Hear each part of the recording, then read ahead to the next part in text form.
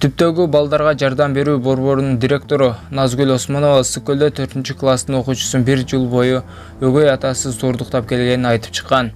Бул боюнча ысык көл ОИБтен окуя тууралуу маалымат беришти. Үстүбүздөгү жылдын 29-июл күнү Түп РИИБке 1975-жылы туулган жаран кайрылган. Арызында жарандык никедеги жолдошу 1962-жылы туулган Түп айылынын тургуну 2010-жылы туулган кызын эч кимге билгизбестен күч колдонуп зордоп жүргөнүн билдирген. Факты Түп РИИБке катталып, жазык кодексинин 154-беренесинин негизинде кылмыш иши козголуп, сотко чейинки өндүрүш иши башталган. Ыкчам иликтөө иш-чаралары жүрүшүндө милиция кызматкерлери аталган кылмышка шектүү катары Түп айылынын тургунунун үйүндө колго түшүрүшкөн. Түп райондук соттун чечими менен шектүүгө карата тергөөнүн жүрүшүндө 2 айга камакка алуу түрүндөгү баш коргоо чарасы тандалган. Иш боюнча бардык соттук экспертизалар дайындалып, шектүүнүн күнөөсү толук далилденип, шектүү күнөөсүн толугу менен мойнуна алган. Ассаламу алейкум, урматтуу YouTube каналыбыздын көрүүчүлөрү, барыңыздар амансыздарбы? Мына азыр жаңылыктан уккандай эле өгөй атасы ушинтип кызын зордуктап кыйнап келген. Менимче ушундай адамдарга деги эле бул адам эмес, башка дагы ушундай толгон токой мындай адамдар көп да Кыргызстанда.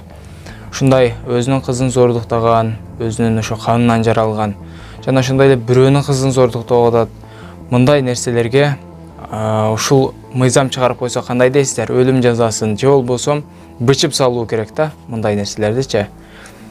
Ушундай адамдарды сиздер ушул мыйзамды колдойт белеңиздер. Эгерде колдой турган болсоңуздар, комментарийге жазып калтырып кетиңиздер, туугандар. Мындай педофилдерди баарыбыз билебиз. Алар өздөрүнүн гана мындайча айтканда кумарын ойлошот. Алар ошол кызды кыйнап келген экен. 1 жыл бою ушинтип кыйнап кызды, байкуш кызды.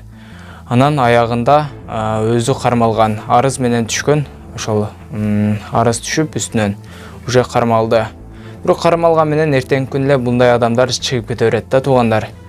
Ушунун негизинде мыйзам, мамлекет ушундай мыйзамды чыгарып берсин деген талапты биз коет элек. Ушундай педофилдерге, ушундай жаман зөөкүр адамдарга ушундай мыйзамды чыгарып, же бычып салуу керек, же болбосо элдин алдына алып чыгып туруп ташбаран кылып өлтүрүү керек ушундай адамдарды.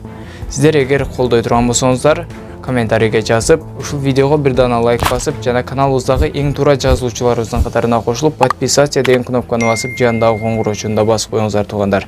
Ушундай темаларды чогуу талкуулайбыз. Анан айта кетчү нерсе, туугандар, билесиздер, Батма карындашыбыз сколиоз деген оору менен